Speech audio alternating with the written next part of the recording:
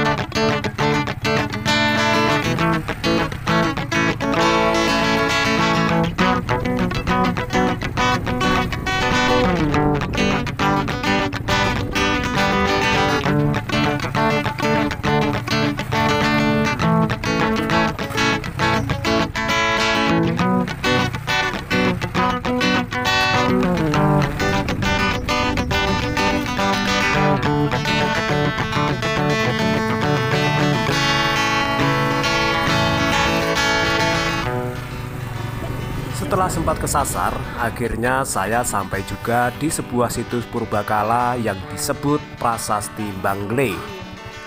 Kita istirahat sebentar di tempat ini setelah menempuh perjalanan yang cukup melelahkan. Prasasti di sini diduga peninggalan Empu Sindok Raja Medang Kamulan. Sepintas prasasti ini mirip dengan Jaya Stamba, namun bentuknya pipih. Kata Pak Anom Suroto, dulu tulisannya seperti aksara Jawa kuno dan sekarang tulisan pada prasasti sudah pudar tergerus zaman. Jadi setelah kita istirahat tadi kita sempat kesasar. Akhirnya sama Pak Wo kita disusul. Ini setelah istirahat sebentar tadi di Prasasti Bangle, prasasti peninggalan Empu Sindok. Sekarang kita menuju ke lokasi, jalan kaki karena harus melewati sungai, jadi motor tidak bisa masuk sini.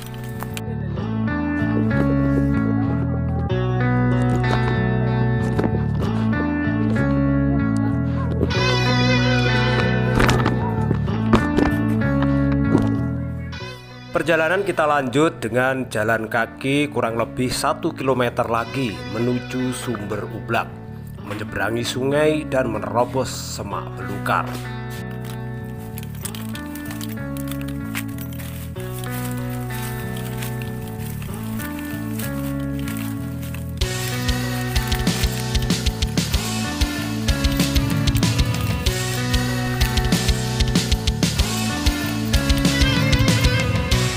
Sebelum sampai di Sumber Ublak, kita melewati bekas letusan lumpur panas seperti lumpur Lapindo.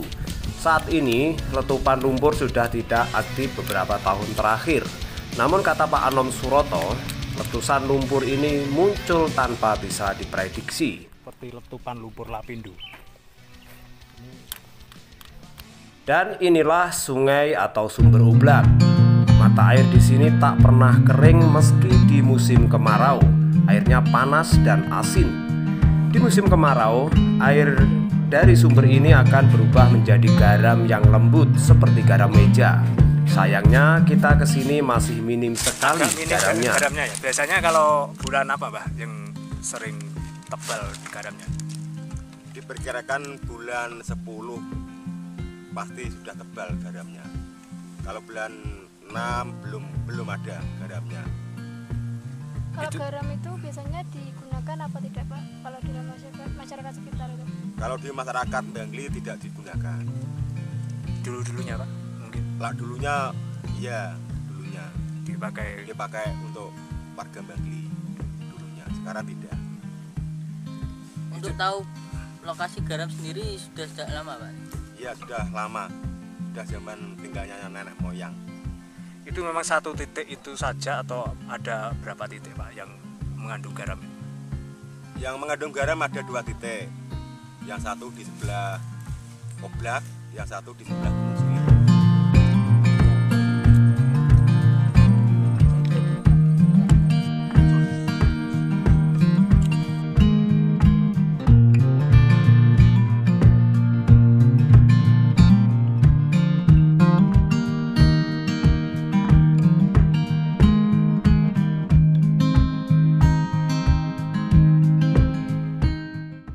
Garam yang menempel di batu.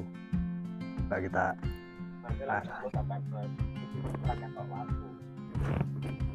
asin.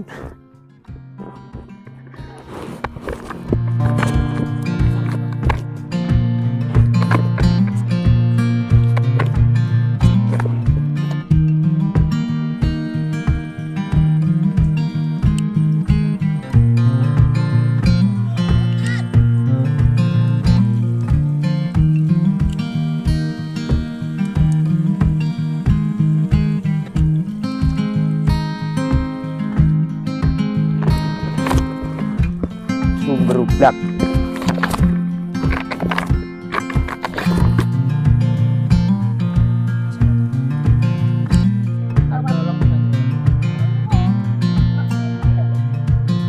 Ini kita menemukan fosil kerang ya. Kita temukan fosil kerang. Biasanya kerang itu kan berada di laut. Kemungkinan memang zaman dahulu kala memang ada hubungannya dengan laut, mungkin daerah sini ya, mungkin dulu di sini itu laut purba atau gimana kan kita tidak tahu. Tapi ini menjadi salah satu bukti kalau ini hewan laut. Ini kerang yang sudah menjadi fosil.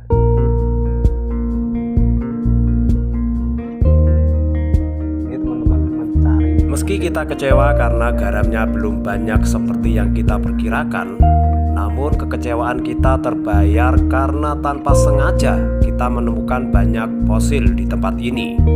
Fosil-fosil ini diduga dari hewan laut yang membatu jutaan tahun lalu.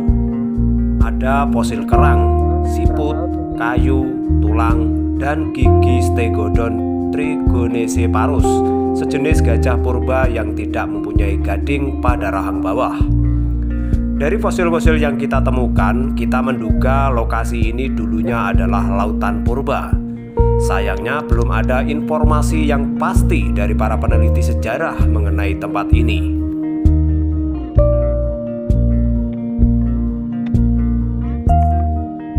Ini fosil kayu, kerang, sama siput laut. Dan itu lagi ini apa? Warna.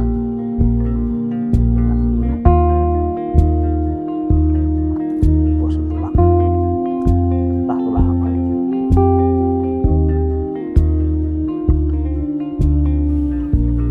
Saya kira kerang ya, sampai ini soalnya ada kerang laut juga. Ini fosil gigi geraham. Fosil apa ini?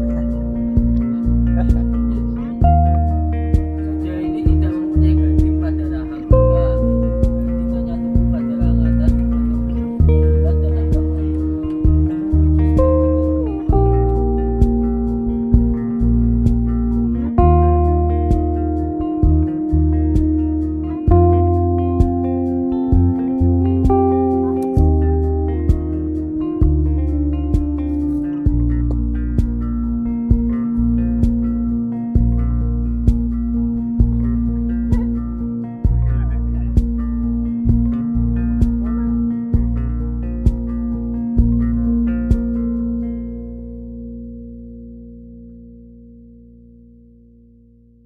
Tengok ini morona.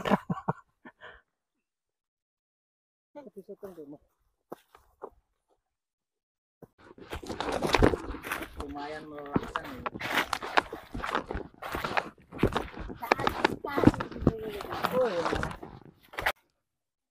Kita lanjut ke Gunung Sili.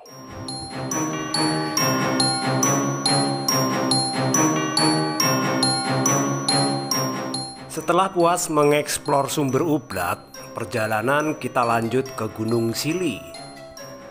Nama Gunung Sili berasal dari kata ngasili atau menguntungkan. Di bawah Gunung Sili bertebaran batu onik atau marmer yang cukup banyak. Gunung Sili merupakan tempat yang dikeramatkan penduduk setempat.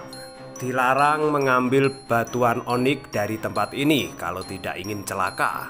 Menurut Pak Anom Suroto, dulu pernah diadakan eksplorasi besar-besaran untuk mengambil batu-batu oniks di sini.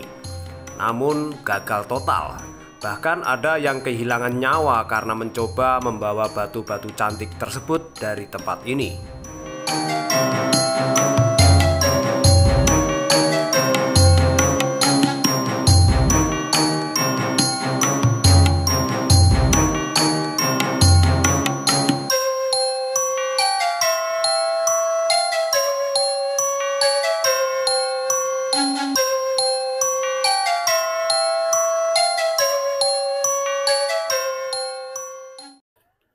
Ini kita sudah sampai di Gunung Sili. Ini rekan-rekan tersesat, itu Bagam Tua ada di sana. Jadi kita jalan nggak apa-apa gini. Gunung Sili atau lebih tepat disebut bukit ini lumayan tinggi dan terjal. Rasa penasaran membawaku untuk mendaki. Di puncak bukit ini banyak sekali batu-batu hitam yang cukup besar. Dari tempat ini kita bisa melihat panorama pegunungan dan hutan yang membentang. Oke, saya berhasil mendaki puncak Gunung Sili. Cukup terjal.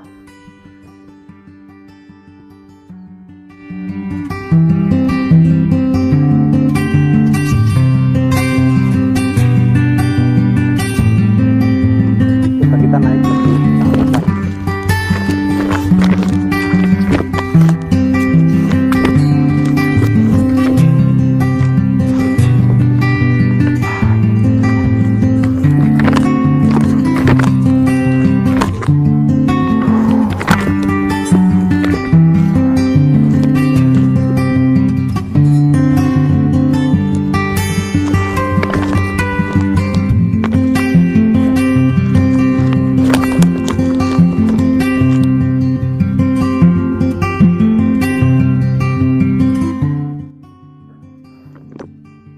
Ini puncak tertinggi dari Gunung Sili.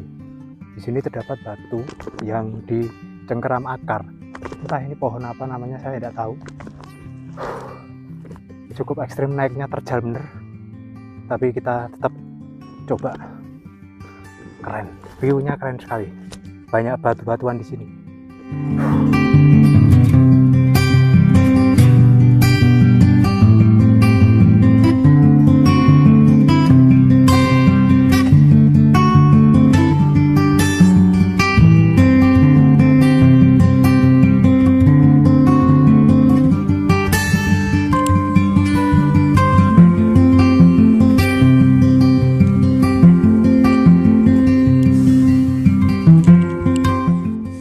Inilah batu-batu oniks yang banyak tersebar di bawah Gunung Sili.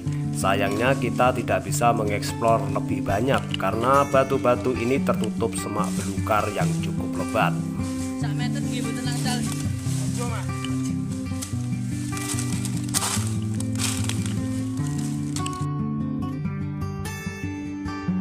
Jadi ini kalau mengambil batu atau apa itu ada mitosnya apa Pak? Ya, kalau biasanya kalau mengambil batu onik niku ada sejenis ada apa ya?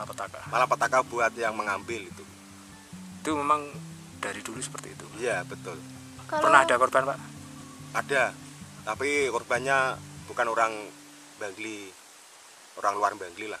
Sampai berapa orang Pak? Ada 4 orang. Kalau mau ke Gunung Sili itu menempuh berapa meter Pak jarak tempuhnya dari perkampungan desa? Kurang lebih 1,5 kilo.